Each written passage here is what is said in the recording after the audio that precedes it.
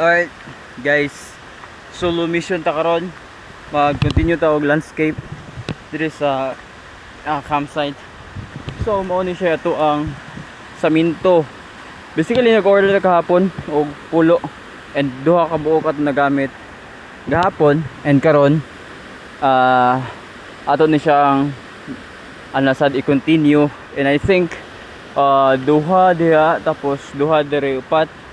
So tapos dito is tulo, nay mo exist ani at least usa ang ato ang bakante, but di pa ta sure kung ano ba jud siya, kung duha lang ba jud or usa ang mabilin. Chances are mahurot na siya, but still we're gonna make sure na mahuman ra jud ning kumbaga nga project. So ana mo yato itrabaho karon diya sa taas ang magkakana nga riprap. So direta nagmasa mo niya itong trabaho gahapon and kato. So I think kaya ra siguro na mga duha ka sako, but I'm not sure good. Pagkulangon we got to add more, but from this one this part as well we need to work it, and there napagyapon siya kulang dire dapit ng area, kulang pa sad siya dira. So mosad na siya ato ang trabahoon, but so far so good no, kay di na kayo siya, but we need to finish it as soon as possible para malimpyuhan na nato ang lugar. Kay kumbaga maura man jud na siya atong gihulat. So laktag manpower today. I think solo lang atong trabaho karon, but it's okay as long as mahuman ra dito siya. That's the important things that we're gonna do. So we're not gonna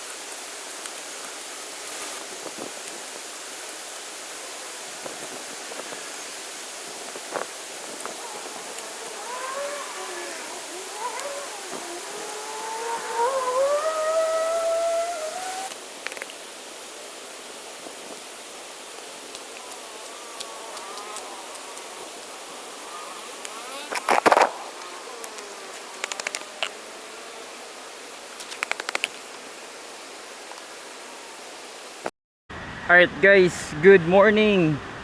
Another day, another trabaho na santa diri sa campsite.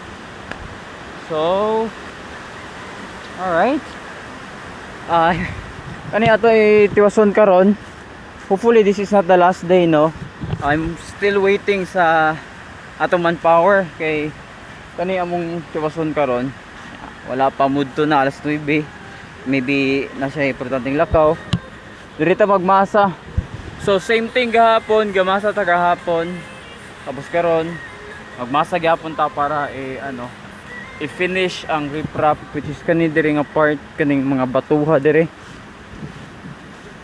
Kani siya. Ngay dinhi, dira. Tapos kani diri actually okay na ning diri sa atubangan. Ang kulang na lang is katon didto. Kulang to dito. So dire basically okay na siya.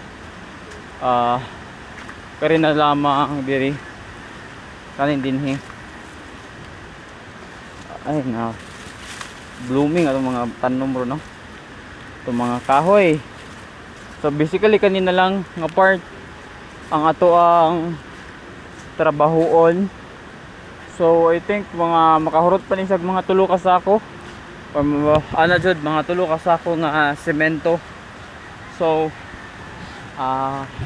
fully dira sad sa kalas kaayo kay wala na sad tay enough nga semento o pat na lang ka sako.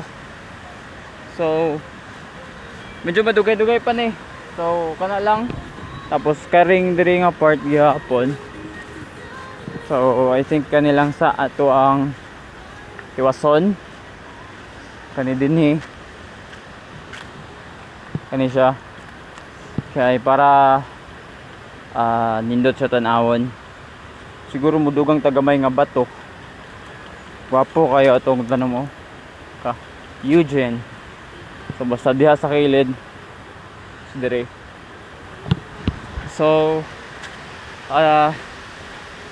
muni atong trabaho karon. So guys, mananaton dito sa likod.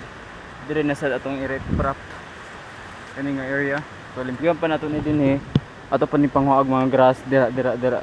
Tapos kana siya para mabutangan na nato og semento ang riprap para di siya madaot dayon. So muni ato gimasa. Kapila na ikasako. Puyan na jud. Like